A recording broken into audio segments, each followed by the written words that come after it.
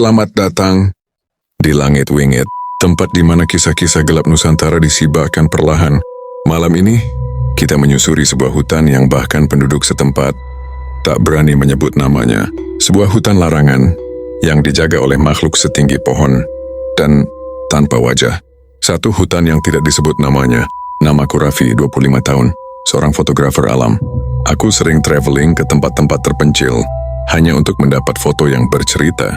Namun ada satu hutan di Jawa Timur yang tidak pernah masuk daftar wisata manapun. Orang-orang desa menyebutnya hanya sebagai hutan larangan, tanpa nama lain. Bukan karena hutannya angker, tapi karena penjaganya. Menurut warga, siapapun yang masuk terlalu dalam akan melihat sosok tinggi tanpa wajah yang akan mengawasi dari kejauhan, lalu semakin dekat dan semakin dekat hingga orang itu hilang tanpa jejak. Aku tidak percaya pada cerita-cerita seperti itu. Setidaknya dulu, sebelum aku sendiri merasakannya. 2 peringatan dari warga desa. Aku tiba di desa kecil yang berada di pinggir hutan itu. Langit mendung, angin kencang, dan aroma tanah basah membuat suasana makin muram. Ketika aku bertanya pada warga tentang hutan itu, mereka langsung diam. Salah satu bapak-bapak menatapku dan berkata, "Kau mau motret apapun, jangan masuk lebih dari 300 meter. Kalau sudah lihat pohon besar yang berlubang, jangan lewat." Aku tertawa kecil. "Memangnya kenapa, Pak?" "Ya, tidak keikut tertawa." Ia mendekat berbisik, "Karena di luar batas itu, kami tidak menjamin kau kembali." Ucapan itu membuat bulu kuduku merinding. Tapi rasa penasaranku jauh lebih besar. Aku memutuskan masuk ke hutan itu esok pagi. 3. Langkah pertama. Pagi itu cuaca cerah. Cahaya matahari tembus dari sela-sela dedaunan. Burung-burung bersiul normal. Hutan ini terlihat seperti hutan biasa. Tidak ada yang aneh. Tidak ada tanda-tanda penjaga tinggi atau makhluk tanpa wajah. Aku memotret pepohonan, aliran sungai kecil dan lumut-lumut hijau di akar. Semakin lama, aku semakin masuk ke dalam. Terlalu dalam, sampai akhirnya aku melihat pohon besar berlubang seperti yang disebut warga. Batangnya raksasa hitam dan lubangnya menganga seperti mulut gelap. Di sekitar pohon itu, hutan tiba-tiba menjadi sangat sunyi. Tidak ada suara burung, tidak ada angin, tidak ada apa-apa. Seolah aku baru saja melewati batas dunia. Aku melihat jam, sudah hampir sore. Tapi langit seperti cepat menggelap, lebih cepat daripada seharusnya. Di depan pohon itu, ada jalan setapak kecil. Dan entah mengapa, aku mengikutinya. Hening yang tidak wajar. Semakin aku berjalan, semakin hening hutannya. Tidak ada suara ranting patah, tidak ada serangga, tidak ada detak angin. Keheningan ini bukan keheningan biasa. Ini adalah keheningan yang menekan, keheningan yang mengintai. Sampai tiba-tiba aku mendengar suara krik, krik, krik. Suara kayu patah, tapi panjang berat, seperti sesuatu yang sangat besar sedang bergerak. Aku berhenti, jantungku mulai berdegup. Aku melihat sekeliling, tidak ada apa-apa. Tapi kemudian, aku merasakan sesuatu. Ada yang berdiri di belakangku, tinggi, sangat tinggi. Saking tingginya, bayangannya menutupi sinar matahari di tanah. Dengan gemetar, aku perlahan menoleh. 5. Sosok itu, aku langsung terperanjat. Beberapa meter di belakangku, berdiri sosok setinggi pohon kelapa. Tubuhnya kurus panjang, kulitnya pucat seperti abu. Tangannya terjulur sampai lutut. Dan yang paling membuat jantungku serasa berhenti, ia tidak punya wajah, tidak ada mata, tidak ada hidung, tidak ada mulut. Hanya permukaan datar seperti lilin yang belum dibentuk.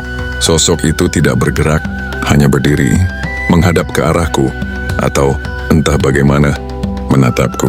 Aku tidak bisa bergerak, aku tidak bisa bernapas. Semua otot tubuhku seperti membeku. Lalu, sosok itu mengangkat tangannya perlahan. Gerakannya lambat, sangat lambat, tapi tiap sentinya membuat tubuhku bergetar. Ia menunjuk ke belakangku. Aku menelan ludah. Pelan-pelan, aku menoleh ke arah yang ia tunjuk. Tidak ada apa-apa. Ketika aku menengok kembali ke sosok itu, ia sudah jauh lebih dekat. Hanya berjarak 5 meter. Aku terjatuh ke tanah saking kagetnya. Dan pengejarannya, aku langsung bangkit dan berlari secepat yang ku bisa. Nafasku tersengal. Jantungku seperti mau pecah. Aku tidak tahu arah mana yang benar. Yang penting aku harus menjauh dari sosok itu.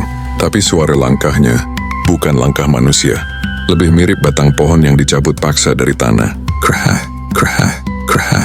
Aku tidak berani menoleh, namun setiap kali aku melewati pohon, bayangannya selalu terlihat, bayangan tinggi, panjang dan seolah berjalan bersisian denganku. Setiap kali aku melewati akar, aku bisa mendengar napas berat di belakangku. Seakan ia berada di atas kepala, atau di sampingku, atau persis di belakang leherku, hingga aku hampir tersandung, tapi berhasil bangkit lagi. Aku menjerit, "Tolong!" Siapapun tolong, tapi suara jeritanku seolah terserap oleh hutan. Tujuh pohon besar itu muncul lagi. Setelah berlari tanpa arah selama entah berapa menit, aku tiba-tiba berhenti. Di depan mataku, berdiri pohon berlubang yang sama seperti tadi. Tidak. Aku mulai menangis frustasi. Aku sudah lari ke arah yang berlawanan. Seharusnya aku semakin jauh, tapi hutan ini seperti memutarku kembali. Tanah di sekitar pohon itu bergetar pelan, seakan sesuatu yang besar sedang mendekat. Aku menatap ke arah gelap di dalam lubang pohon itu. Ada sesuatu di dalam sana. Sesuatu bergerak. Aku mundur perlahan. Namun tiba-tiba, sosok tinggi tanpa wajah itu keluar dari balik lubang pohon.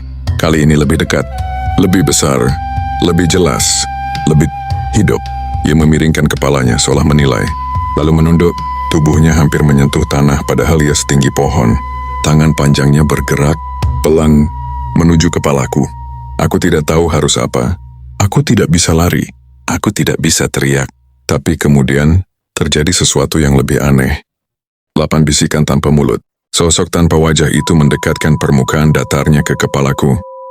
Tanimbel, dan aku mendengar suara. Padahal ia tidak punya mulut. Suara itu berbentuk bisikan, tapi bisikan yang tidak keluar dari udara. Bisikan yang langsung masuk ke kepalaku. Suara itu berkata, "Kembalikan apa yang bukan milikmu." Aku bingung. Apa maksudmu? Aku tidak mengambil apa-apa. Ia mengangkat tangannya tinggi-tinggi, lalu menunjuk ke tas kameraku. Aku membuka tas itu dengan gemetar, dan di dalamnya ada sebuah benda kecil seperti batu hitam pipih. Aku benar-benar tidak tahu kapan benda itu masuk ke tasku. Aku tidak mengambilnya, tidak melihatnya. "Ini bukan punyaku," aku berkata pelan. Batu itu mulai berdenyut seperti jantung kecil. Lalu tiba-tiba panas membakar tanganku. Aku menjatuhkannya saking kagetnya. Begitu batu itu menyentuh tanah, hutan yang sunyi berubah menjadi gemuruh. Angin kencang datang dari segala arah. Daun-daun berputar, tanah bergetar, pepohonan bergoyang keras. Sosok tanpa wajah itu menengadah. Tubuhnya memanjang, seolah menyatu dengan pohon. Lalu, ia menghilang. Begitu saja, keheningan kembali. 9. Keluar dari hutan. Aku tidak membuang waktu. Aku langsung berlari kembali ke arah yang kupikir pintu keluar. Kali ini, entah bagaimana, jalannya jelas, tidak berputar, tidak berubah. Sampai akhirnya, aku melihat sinar matahari. Aku keluar dari hutan itu sambil terjatuh ke tanah tepi desa. Beberapa warga berlari menghampiriku. Salah satu dari mereka berkata, "Kau beruntung bisa kembali." Aku menatapnya dengan panik. Apa yang sebenarnya ada di hutan itu? Orang tua desa itu menjawab pelan, "Itu bukan makhluk jahat. Ia penjaga. Ia tidak suka jika manusia membawa pulang apapun dari wilayahnya, bahkan daun, batu, atau tanah sekalipun." Aku langsung teringat batu hitam itu. "Kalau sampai kau bawa keluar?" Orang tua itu menatapku lama, sangat lama. "Engkau tidak akan bisa meninggalkan hutan itu selamanya." Aku gemetar. Aku masih bisa merasakan bisikan itu di telinga. Seakan makhluk itu belum sepenuhnya pergi. DCT Epilog. Semenjak kejadian itu, aku tidak pernah lagi memotret hutan-hutan terlarang. Setiap malam, aku bermimpi berada di bawah pohon berlubang itu. Dalam mimpi itu, aku tidak bisa bergerak, tidak bisa bicara, dan dari kegelapan di atas kanopi pohon, aku selalu melihat bayangan tinggi tanpa wajah, yang perlahan turun ke arahku. Jika cerita ini membuatmu merinding, berarti kau sudah mendekati batas larangan. Masih banyak kisah dari tempat yang tidak boleh dikunjungi manusia. Tekan subscribe, ketuk like, dan jangan menoleh ke belakang, karena mungkin ada yang ikut mendengarkan ceritanya bersamamu.